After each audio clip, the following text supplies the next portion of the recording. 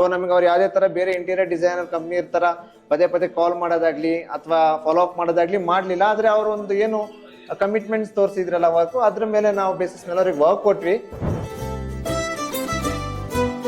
ನಾವು Instagram watch ಮಾಡ್ಬೇಕಾದ್ರೆ ಶರಣ್ ಅವ್ರದ್ದು ಇಂಟೀರಿಯರ್ ಡಿಸೈನ್ಸ್ ಇವೆಲ್ಲ ತುಂಬ ನೋಡಿದ್ವಿ, ತುಂಬಾ ಇಂಪ್ರೆಸಿವ್ ಆಗಿತ್ತು.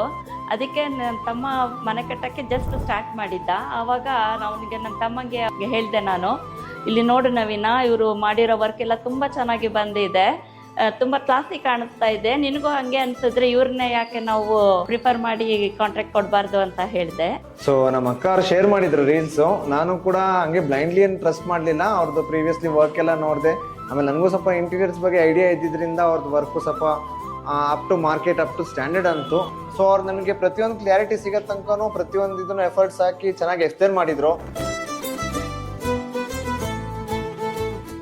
ನಾನಿವತ್ತು ನಮ್ಮ ಅಂಕಲ್ ಮನೆ ಗೃಹಪ್ರವೇಶಕ್ಕೆ ಬಂದಿದ್ದೆ ಆ್ಯಂಡ್ ಇಡೀ ಮನೆ ನೋಡ್ಕೊಬಂದೆ. ಇಂಟೀರಿಯರ್ಸ್ ಅಂತೂ ಅಲ್ಟಿಮೇಟ್ ಆಗಿತ್ತು. ಎಷ್ಟು ಚೆನ್ನಾಗಿ ಮಾಡಿದ್ದಾರೆ ಅಂದರೆ finishing and everything was excellent. That relatives friends ಎಲ್ಲರೂ ಒಂದೇ ಮಾತು ಹೇಳಿದ್ದು, ತುಂಬ ಚೆನ್ನಾಗಿದೆ interiors. Anyways all the best. Thank you. Thank you Sharan.